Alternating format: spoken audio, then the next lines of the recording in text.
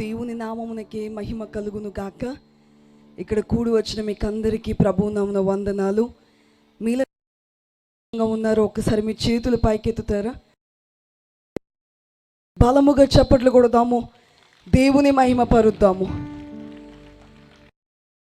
మధ్య మేము ఉండడానికి దేవుడు మాకు చూపిన కృపను బట్టి మేము ఎంతగానో దేవుని స్తుతిస్తున్నాము. అలాగే మమ్మల్ని ఆహ్వానించిన సహోదరుడు శ్రీధర్ని బట్టి దేవుని స్తుతిస్తున్నాము. ఇది ఏర్పాటు చేసిన రక్షణ సువార్త సభలు, రక్షణ సువార్త సభలు, దేవుని యొక్క రక్షణనే ఆ సువార్తయే ప్రాముఖ్యమైనది కనుక కాబట్టి ఈ సభలలో ఈ కార్యక్రమాలను ఈ సభలను ఘనముగా జరిగించుచున్న దేవునికి మహిమ కలుగును గాక. ఆమేన్. నేను కొద్ది నిమిషాలు మీతో మాట్లాడతాము. హైదరాబాద్ నుండి మీ దగ్గరికి రావడానికి హానుక్ రాజు గారికి ఎప్పుడైతే పాస్టర్ గారికి విషయము సహోదరుడు శ్రీధర్ చెప్పగానే చాలా సంతోషముతో ఈ కార్యక్రమానికి రావడము, ఈ గోపవరం ప్రాంతానికి రావడము చాలా సంతోషించాము. రావడము వీరందరూ ఎంతో ఆసక్తిగా ఇక్కడ ఉన్నారు. ఇప్పటి వరకు ఆరాధన జరిగింది. ఇప్పటి వరకు ఆరాధన జరిగించిన ఆ సహోదరులు ఒక మాట అన్నారు. మేము కార్యక్రమంలోనికి రాగానే మోకరించి మేము ప్రార్థన చేసుకునే సమయంలో ఒక మాట అన్నారు. అది ఏమిటంటే, క్రీస్తు ప్రభువారు మన మధ్య ఉన్నారు. ఏంటి చెప్పండి? క్రీస్తు ప్రభువారు మన మధ్య ఉన్నారు అనగానే చాలా సంతోషం వేసింది. ఎందుకనంటే సర్వసాధారణంగా ఈ దినాలలో పరిస్థితులు ఎట్లాగైపోయానంటే, ఎక్కడ ఇద్దరు ముగ్గురు నా నామమున కూడి ఉందురో వారి మధ్య నేను ఉందునని దేవుడు వాగ్దానము చేశారు. కానీ ఈ రోజున ప్రభువు మన మధ్య ఉంటారు. ఎక్కడైతే దేవుని నామములో కూడుకుంటామో అక్కడ ప్రభువు ఉంటారనబడే విషయాన్ని చాలామంది మర్చిపోతున్నారు. అది ఖచ్చితముగా జ్ఞాపకము ఎప్పుడు చేయబడాలి. కాబట్టి ఈ రోజున ప్రభువు మన మధ్య ఉన్నారు. మనము దేవుని సన్నిధిలో ఉన్నాము. ఎక్కడ నా నామమున ఇద్దరు ముగ్గురు కూడి ఉందరో వారి మధ్య నుందునని వాగ్దానము చేసిన వాగ్దాన కర్త అయిన దేవాది దేవుడు మన మధ్య ఉన్నారు. వాక్యములోనికి వెళ్ళే ముందు ఒక మాట చెప్పాలనుకుంటున్నాను. అది ఏమిటంటే, మేము ఫాలో అయ్యే ఒక సూత్రం ఏమిటంటే, ఏ మతమును కానీ ఏ మనిషిని కానీ దూషింపకూడదు, ద్వేషింపకూడదు. తెలియని సంగతులు దేవుని ప్రార్థించి తెలుసుకోవాలను అనబడే సూత్రము. దైవజనుడు దేవదాస్ అయ్యగారు ఒక గొప్ప భక్తుడు, ఆయన తెలియజేసిన మాట ఇది. ఏ మతమును కానీ ఏ మనిషిని కానీ దూషింపకూడదు, ద్వేషింపకూడదు. మనకు తెలిసిన విషయము ఆ సత్యం ఏమిటో సత్యదేవుడైన యేసునాథుని గూర్చి చెప్పటము తప్ప వేరొకటి కాదు అనబడేది ఈ రక్షణ సువార్త సభలలో కూడా జరుగుతుందని చెప్పి నేను భావిస్తూ దేవుని స్తుతిస్తున్నాను. పరిశుద్ధ గ్రంథములో నుండి ఆది కాండము 3వ అధ్యాయము 21వ వచనములో మనము చూస్తే అక్కడ ఒక వాక్యాన్ని మనము చూస్తాము. ఆది కాండము 3వ అధ్యాయము 21వ వచనములో, దేవుడైన యెహోవా ఆదామునకును అతని భార్యకును చర్మపు చొక్కాయిలను చేయించి వారికి తొడిగించెను.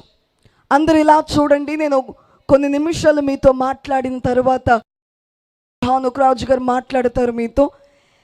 ఇక్కడ వ్రాయబడిన మాట, ఆది మానవులైన ఆదాము హవ్వలను దేవుడు ఆయన స్వరూపమందు ఆయన పోలిక చొప్పున దేవుడు నిర్మించారు.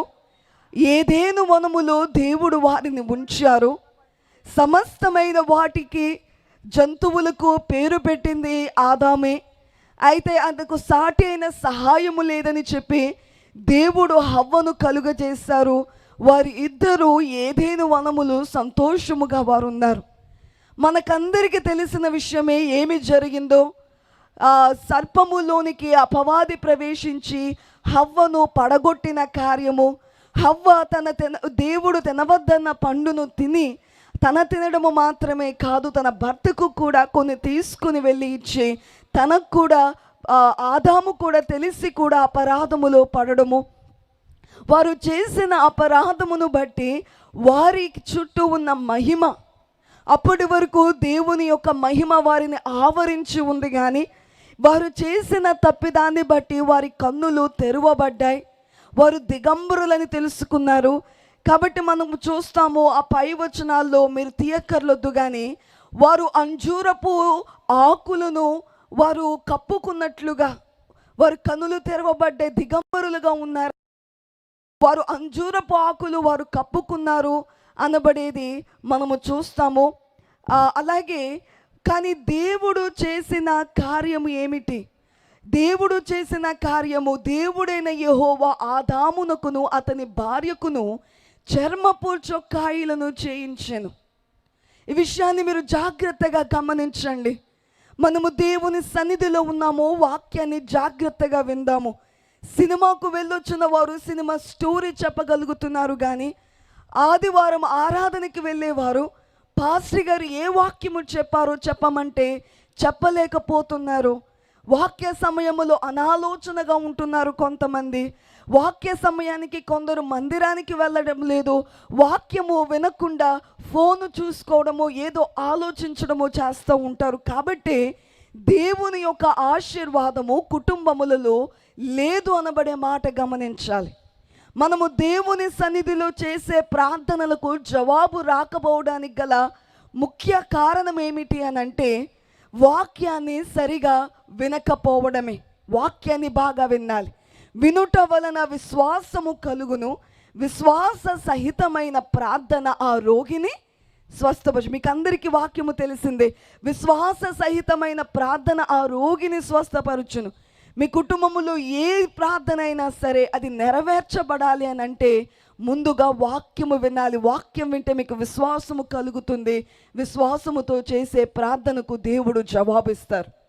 కాబట్టి ఇక్కడ వ్రాయబడిన మాట, దేవుడైన యెహోవా, తండ్రి అయిన దేవుడు చేసిన కార్యం ఏమిటంటే, ఆది మానవులైన ఆదాము హవ్వలు పాపములో పడిపోయారు. వారు చేసింది భయంకరమైన పని. సమస్త సృష్టి దేవుని కొనియాడుచున్నది, దేవునికి లోబడుతున్నది. దేవదూతల అయిన వారు ఆయనకు సేవకులుగా ఉన్నారు. సూర్యుడు ఇక్కడ ఉండు అనంటే సూర్యుడు దాని పని అది చేస్తుంది. అలాగే చంద్రుడు పని చేస్తున్నాడు. సమస్త సృష్టి దేవుడు నియమించిన చోటన ఉండి వాటి పని అవి చేస్తున్నాయి. కానీ మాట వినని వ్యక్తి ఎవరునంటే మానవుడే. ఈ లోకమందున్న మానవులైన వారిని రక్షించడానికి దేవుడు 2000 సంవత్సరముల క్రితము ఈ లోకానికి నరునిగా వచ్చారు. పరిశుద్ధ గ్రంథము సెలవిచ్చే మాట, నీతిమంతుడు లేడు, ఒక్కడునూ లేడు, అందరూ పాపము చేసి దేవుడు అనుగ్రహించు మహిమను పొందలేకపోవచ్చున్నారు అనబడే వాక్యము మనకు సుపరిచితమే. రోమీలకు రాసిన పత్రిక 3వ అధ్యాయములో వ్రాయబడిన మాట. అందరూ పాపము చేసిన వారే. ఆ దేశములో ఉన్న వారందరూ పరిశుద్ధుల, ఈ దేశములో ఉన్నవారు పాపుల అని కాదు, అందరూ పాపులే. గోపవరం ఈ ప్రాంతములో ఉన్నవారు పాపుల, పక్కన అమలాపురంలో ఉన్నవారు పరిశుద్ధుల అని కాదు. ఈ లోకమందు, ప్రపంచమందున్న ప్రతి ఒక్క మానవుడు పాపియే అని చెప్పి పరిశుద్ధ గ్రంథము సెలవిస్తుంది. ఆ మతము ఈ మతం అని కాదు, ఆ దేశము ఈ దేశం అని కాదు, అందరూ పాపులే. ఎందుకంటే మన యొక్క పితరులు, మన ఆది తల్లి అయిన హవ్వ, తండ్రి అయిన ఆదాము, వీరు పాపములో పడిన వారు గనుక వారిని బట్టి మనకందరికీ పాపము విస్తరించింది. పాపులుగా మనము మార్చబడ్డాము. అందుకే రాజైన దావీదు గారు ఆయన తెలియజేసే మాట, నేను పాపములో పుట్టినవాడను అని చెప్పి దేవుని సన్నిధిలో 51వ దావీదు సంకీర్తనలో అంటారు. రాజైన దావీదు, నేను పాపములో పుట్టినవాడను. పుట్టుటయే మనము జన్మలో పాపులమై ఉన్నాము, నైజములో పాపులమై ఉన్నాము, క్రియలలో పాపులమై ఉన్నాము, మన తలంపులలో పాపులమై ఉన్నాము. మన జన్మమే పాప జన్మము. చేయి చూపించండి, ఆలోచిస్తారా లేదా అంటే చక్కగా మీరు చేయి చూపిస్తున్నారు. మీ ఇంట్లోకి కోడలు వస్తుంది, మీ ఇంటి కోడలు ఎలా ఉండాలో మీరు ఆలోచిస్తారు. ఇంత ఎత్తు ఉండాలి, ఇంత జుట్టు ఉండాలి, అవునా, పొడవు జుట్టు ఉండాలో, లేకపోతే ఎర్రగా ఉండాలో, లేక నల్లగా ఉండాలో, చాలా రకాలుగా ఆలోచిస్తారు. మీ అబ్బాయికి తగిన అమ్మాయి కావాలని, మీ కుమార్తెకు తగిన అబ్బాయి కావాలని చెప్పి మీరెన్నో ఆలోచిస్తారు, ప్రార్థనలు చేస్తారు. ఒకవేళ మీ కుమార్తెకు పెళ్లి సంబంధం చూడడానికి వెళ్ళినప్పుడు ఈ అబ్బాయి బంగారం లాంటి అబ్బాయి అని చెప్పి ఎవరైనా చెబితే అవునా మంచి అబ్బాయా అని అనుకుంటూ, తర్వాత లేదు ఈ అబ్బాయికి భయంకరముగా త్రాగే అలవాటు ఉంది, మద్యపానీయం సేవించే అలవాటు ఉంది అని అంటే ఆ పెళ్లి పెద్దల్ని పిలిచి, ఏంటయ్యా మీరు బంగారం లాంటి అబ్బాయి అన్నారు, ఇతనేమో త్రాగుడుకు బానిసగా ఉన్నాడట, వారానికి 2-3 సార్లు త్రాగుతాడట. నిజంగా జరిగిన సంఘటన ఇది. ఒక పెళ్ళి సంబంధం కుదిరినప్పుడు పెళ్లి చేసేసారు. కొంతమంది అంటారు కదా, 100 అబద్ధాలాడి పెళ్లి చేయాలంటారు చూడండి, అలా పెళ్లి జరిగిపోయింది. బంగారం లాంటి అబ్బాయి అని చెప్పారు. తీరా చూసేసరికి అతను భయంకరంగా త్రాగుతాడట. ఏంటయ్యా ఇలా చెప్పారనంటే వాళ్ళు అన్నారట, మేము బంగారం లాంటి అబ్బాయి అన్నాం కానీ మేలిమి బంగారం లాంటి అబ్బాయి అన్నలేదు కదా అని అన్నారట. మేలిమి బంగారం కన్నా ఎక్కువ, అంటే అసలైన బంగారం కదా. బంగారంలో ఇత్తడి కలవచ్చు, ఎదుడు కలవచ్చు, కానీ మేలిమి బంగారం అంటే అది బంగారాన్ని కరిగించినప్పుడు మేలిమి బంగారం ఏర్పడుతుంది. కాబట్టి అలా అంటారు. ఈ రోజున ఒక వ్యక్తిని మంచివాడు అని అనాలంటే ఆ వ్యక్తిలో మంచి లక్షణాలు ఉంటేనే కానీ మంచివాడు అని మనం పిలవలేము. ఆ అమ్మాయి మంచిది అని పిలుస్తున్నామనంటే ఆ కుమార్తెలో మంచి లక్షణాలు ఉండాలి. పెద్దలైన వారిని ఎదిరించే అమ్మాయిని మంచి అమ్మాయి అని పిలవరు. తల్లిదండ్రులైన వారిని ఎదిరించే అబ్బాయిని మంచివాడు అని పిలవరు. ఈ రోజున మనము దేవుడని ఒకరిని పిలుస్తున్నామనంటే వారిలో దేవునికి ఉండవలసిన లక్షణాలు ఉండాలి. దేవుడు అనగా ఎలా ఉండాలి? సర్వశక్తిమంతుడై ఉండాలి. మనుషులైతే మనకు సంపూర్ణమైన శక్తి లేదు, మన శక్తికి ఒక లిమిట్ అనేది ఉంటుంది. కానీ దేవుడు అనగానే సర్వశక్తిమంతుడై ఉండాలి. దేవుడు అనగానే ప్రేమస్వరూపి అయి ఉండాలి. మనకు మనుషుల పట్ల ఒకరికొకరికి ప్రేమ ఉంది, స్వార్థపూరితమైన ప్రేమలు ఉంటాయి, కానీ దేవుడు అనగానే అందరికీ మించిన ప్రేమ కలిగి ఉండాలి. దేవుడు అనగానే పరిశుద్ధుడై ఉండాలి. మనమైతే పాపులము, మన జన్మము పాప జన్మము, కానీ దేవుడు అనగానే ఆయనకు ఉండవలసిన ఒక లక్షణము, ప్రాముఖ్యమైన లక్షణం ఏమిటంటే పరిశుద్ధుడై ఉండాలి. అనాది దేవుడు ఈ సమస్త సృష్టి లేక మునిపే ఉండాలి, భూమి కలుగజేయక మునిపే ఉండాలి. ఇప్పుడు వచ్చిన ఆయన మనం దేవుడు అని అనలేము. కాబట్టి ఈ యేసు క్రీస్తు ప్రభువారిలో ఈ లక్షణాలన్నీ ఉన్నాయా లేవా?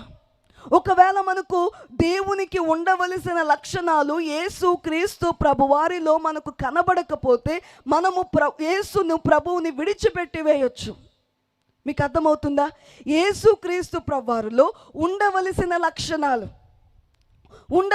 లక్షణాలు అంటే ఒక దేవుడని పిలువబడడానికి ఒక యేసు ప్రభువారి లక్షణాలు ఉన్నాయా? యేసుక్రీస్తు ప్రభువారు సర్వశక్తిమంతుడా?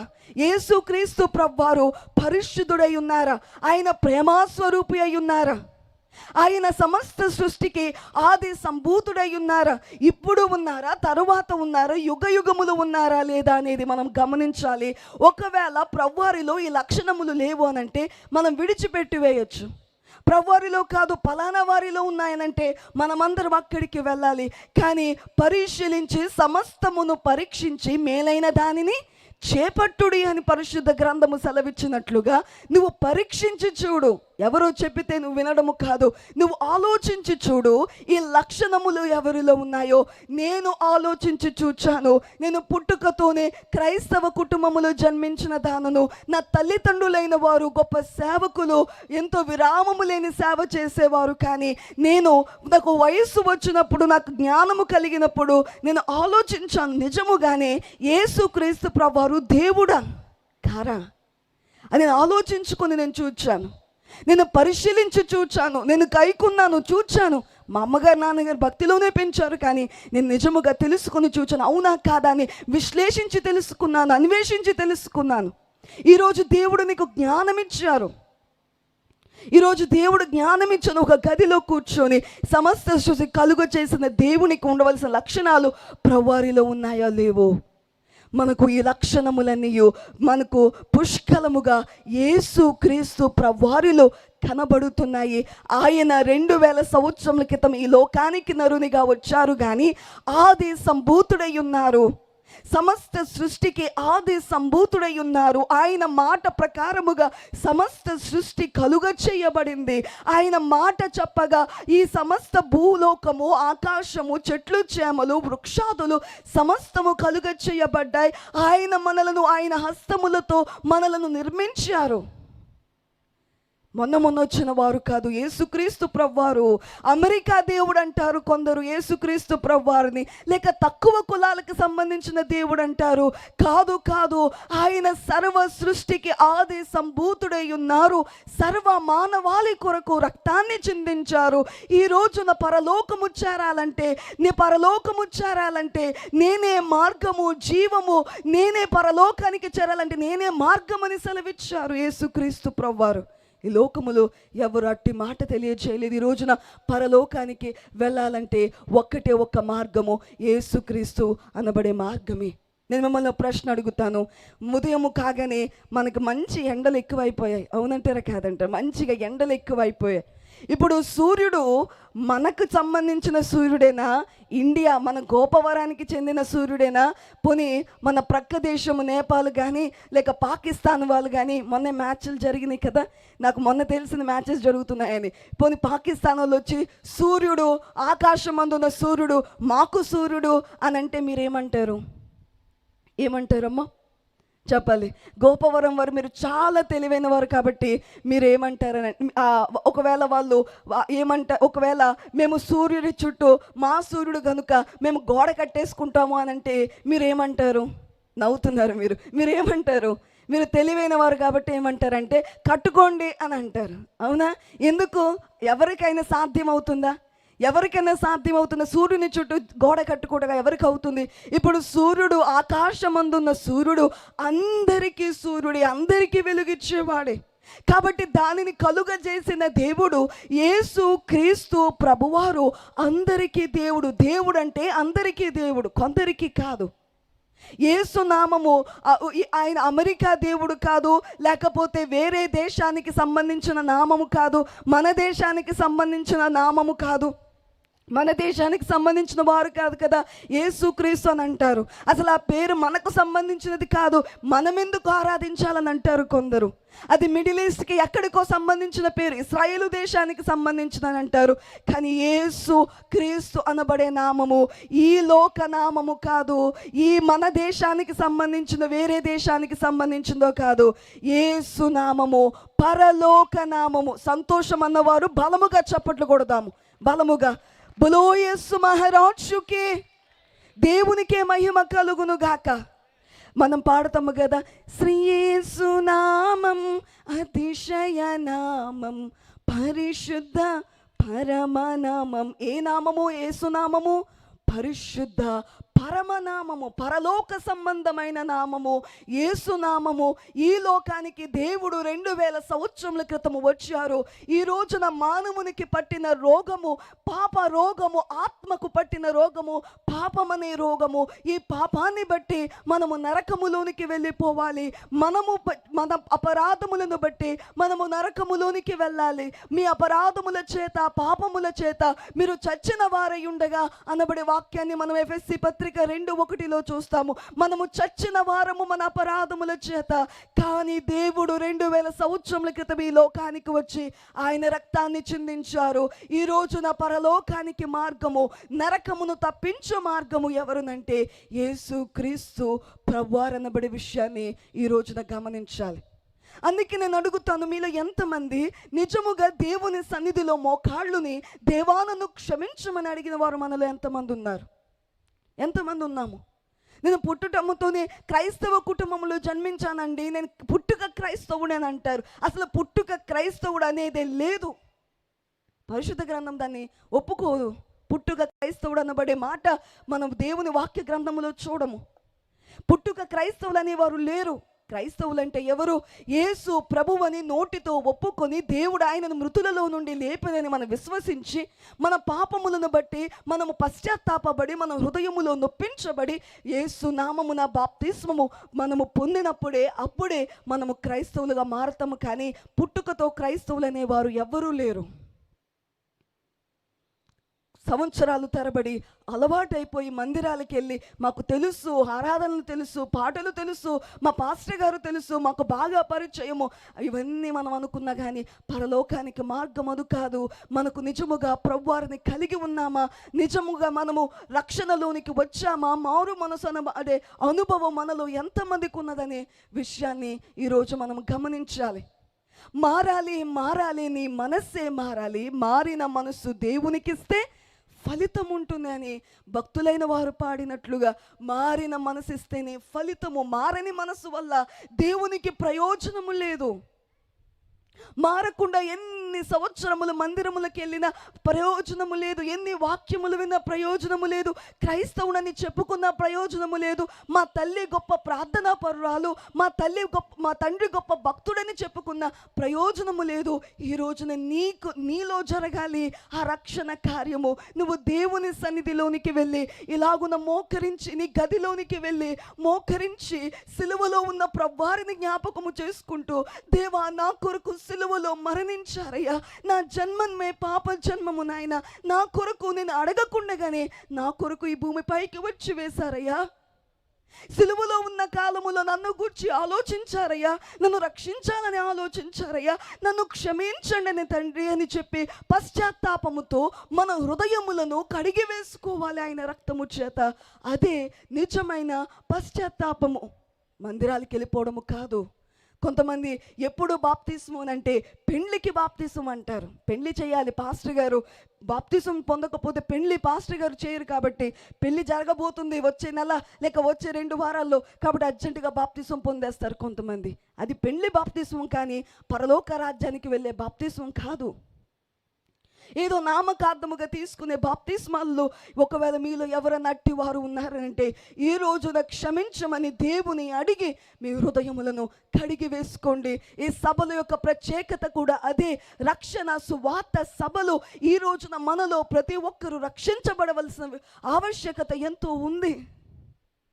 దేవుడు ఏదేను వనములో ఆది మానవులైన ఆదాము హవ్వలకు చర్మపు చొక్కాయలను కుట్టించారు. ఆ చర్మపు చొక్కాయలంటే ఒక జీవి అక్కడ వధింపబడింది.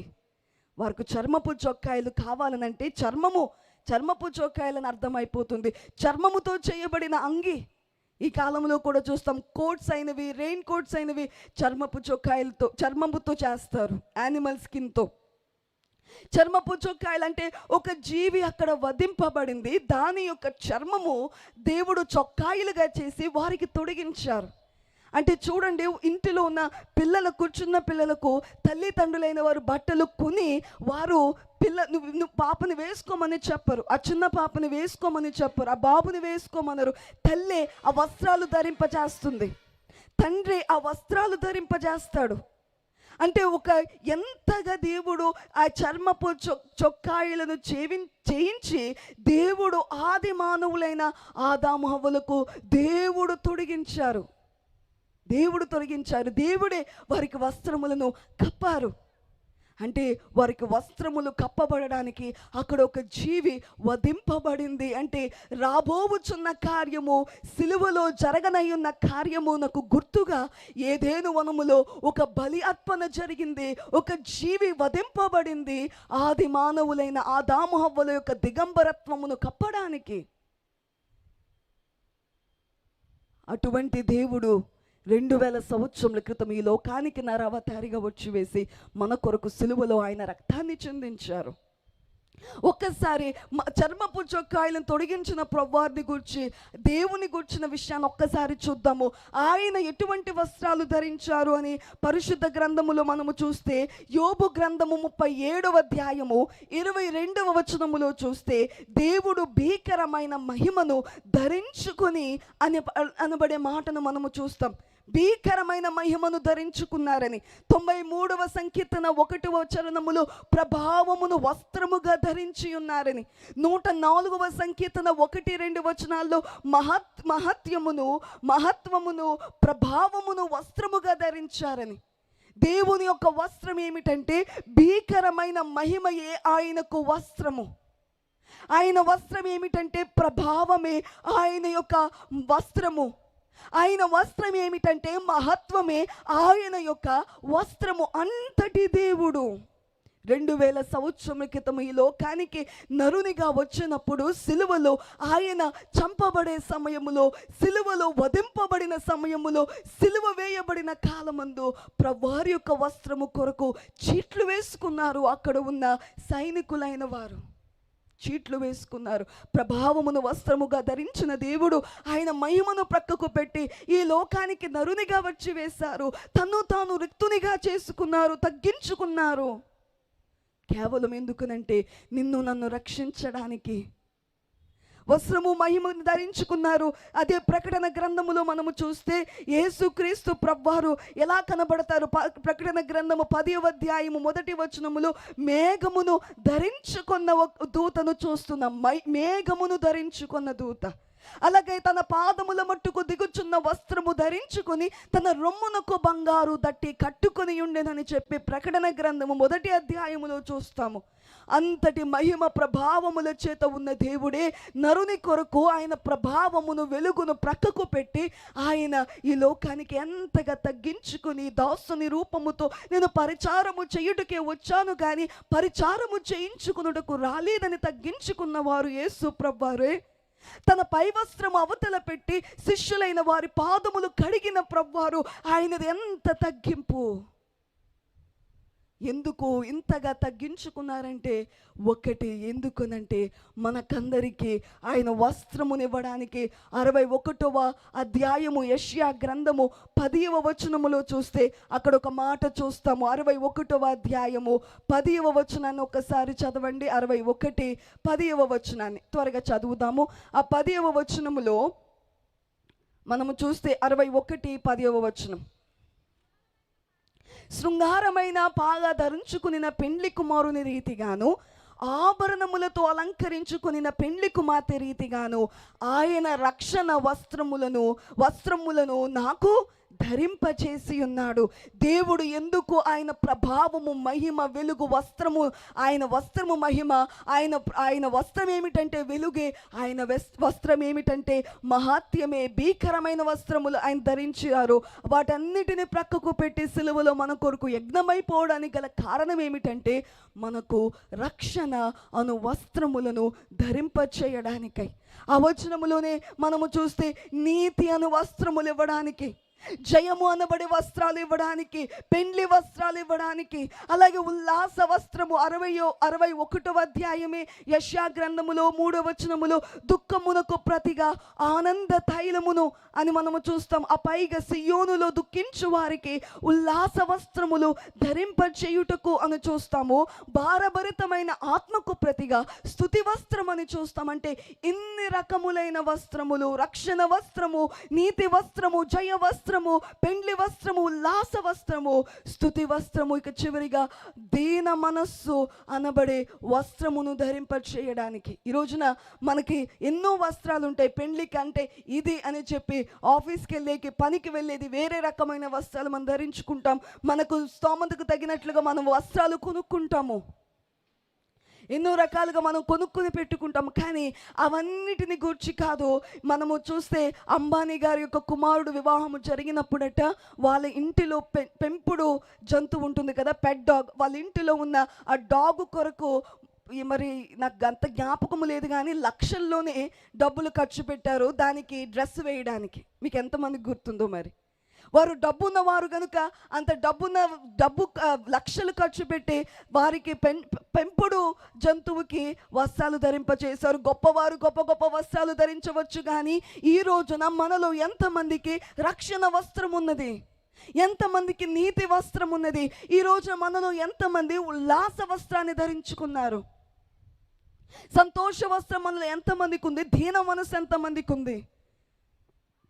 స్తుతి అనే వస్త్రం మనలో ఎంతమందికి ఉంది? ఈ రోజున మనము దేవుడిచ్చిన వస్త్రములను వీటిని కలిగి ఉన్నామా లేదా? కొంతమంది ఎంతో కాలము నుండి దేవునిలో ఉన్నా కానీ వారికి అసలైన సంతోషం ఉండదు. ఎందుకంటే నిజముగా దేవునిలో ఉంటే సంతోషం ఉంటుంది. నామకార్థ జీవనములో ఉండేసరికి నామకార్థముగా మందిరమునకు వెళ్ళుట, నామకార్థముగా బైబిల్ చదువుట, నామకార్థముగా ఏదో కానుక ఇచ్చుట, నామకార్థముగా ఏదో అనుకుంటూ ఉంటే, లోకములో జీవిస్తూ ఉంటే సంతోషం ఎక్కడ? రక్షణ ఎక్కడ? నీతి ఎక్కడ కనబడుతుంది? దీన మనస్సు అనేది ఎక్కడ కనబడుతుంది?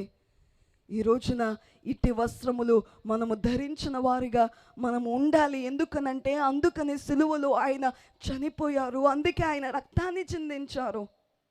అక్కడ ఏదేను వనములో ఒక జీవి, ఒక పశువు అక్కడ వధించబడింది వారికి చర్మపు చొక్కాయలను తొడిగించడానికి. ఈ రోజున మనకు రక్షణ వస్త్రాన్ని తొడిగించడానికి దేవుడు ఆయన వస్త్రములను ప్రక్కకు పెట్టి, మహిమను ప్రక్కకు పెట్టి సిలువలో ఆయన వధించబడ్డారు. ఈ రోజున యేసు క్రీస్తు ప్రభువారిని బట్టే పాపము నుండి విముక్తి, పాపము నుండి మనము బయటికి రాగలము.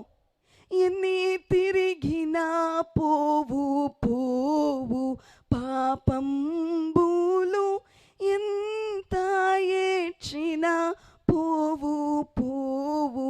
ఎంత తిరిగినా, ఎంత ఏడ్చినా మన పాపాలు పోవు. ఎన్నాళ్ళు ఎన్ని పుణ్య క్రియలు చేసినా మన పాపములు పోవు. కానీ అన్నీ చేసిన యేసు క్రీస్తు యొద్దకు వస్తే అప్పుడు మన పాపము నుండి విముక్తి మనకు కలుగుతుంది. అప్పుడు మనము సంపాదించుకోగలము ఈ వస్త్రములన్నీ. ఇక్కడ కూర్చున్న మీకు అందరికీ తెలియజేసే మాట, ఈ రక్షణ సువార్త, ఈ సభలు ఎందుకనంటే మనలో ప్రతి ఒక్కరము రక్షణ వస్త్రములు ధరించడానికి, నీతి వస్త్రము, ఈ ఉల్లాస వస్త్రములు, వీటన్నిటిని ధరించడానికై దేవుడు ఇట్టి బహుమానాలు మీకు ఇవ్వడానికే ఇట్టి సభలు ఏర్పాటు చేయబడ్డాయి. కాబట్టి వీటిని ధరింపజేసి దేవుని మహిమపరిచేవారిగా ఉందాము. ఎందుకంటే సిలువ వేయబడిన యేసు ప్రభువారు సమాధి చేయబడ్డారు. ఆయన సమాధి చేయబడి 3వ దినమందు తిరిగి లేచారు. ఆయన ఈ రోజున సజీవుడై ఉన్నారు, పరమునకు చేర్చబడ్డారు. ఈరోజు రేపు ఆకాశ మండలానికి త్వరగా రానయ్యున్నారు. మనము దిగంబరులుగా ఉన్నట్లయితే ప్రకటన గ్రంథములో ఆఖరి వచనాల్లో మనము చూస్తే 3వ అధ్యాయము 17వ వచనములో మనము చూస్తే 3:18 వచనములో, నీ దిశమల సిగ్గు కనబడకుండానట్లు ధరించుకొనుటకు తెల్లని వస్త్రములు నా యొద్ద ఉన్నవి తీసుకోమని చెప్పి ప్రభువారు సంఘానికి తెలియజేశారు. ఈ రోజున మనం బాగానే ఉన్నాం, నేను మంచిగా ఉన్నానని చెప్పి మనము మార్కులు వేసుకుంటూ మంచిగా సాగిపోతున్నామేమో. తల్లిదండ్రులకి కనబడకుండా వారి కళ్ళు కప్పి ఏమైనా చేయొచ్చు. భర్తకు తెలియకుండా భార్య, భార్యకు తెలియకుండా భర్త.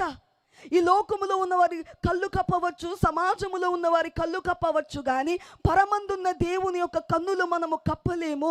దేవునికి సమస్తము తేటగా కనబడుచున్నది. ఈరోజు ఒక భార్యకి ఇచ్చేది ఒక భర్త, ఒక భర్తకి ఇచ్చేది ఒక భార్య. విచ్చలవిడిగా మనము జీవిస్తే రక్షణలో ఉన్నట్లు కాదే.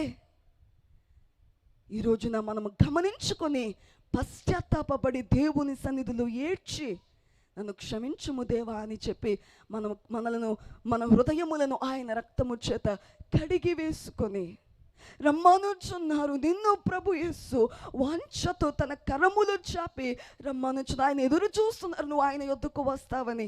ఆ తప్పిపోయిన కుమారుడు తిరిగి వస్తాడని తండ్రి ఆ కిటికీ వద్దే తన ఎదురు చూస్తూ తన కుమారుని చూడగానే పరుగున తండ్రి వెళ్ళి అతని మెడ మీద పడి ముద్దాడినట్లుగా దేవుడు ఎదురు చూస్తున్నారు, నువ్వు తిరిగి వస్తావని.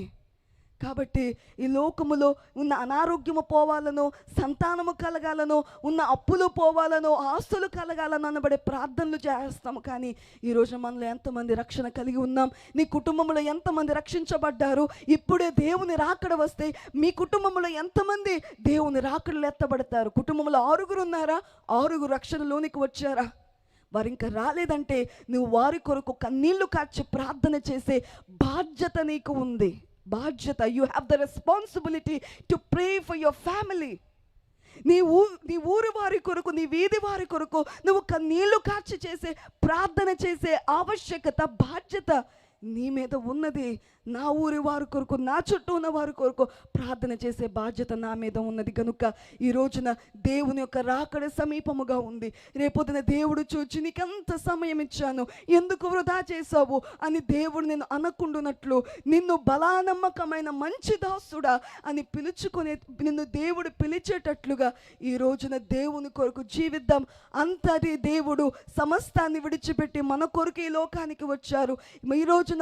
ఈ రోజు రేపు ఆకాశ మండలానికి త్వరగా రాని ఉన్నారు.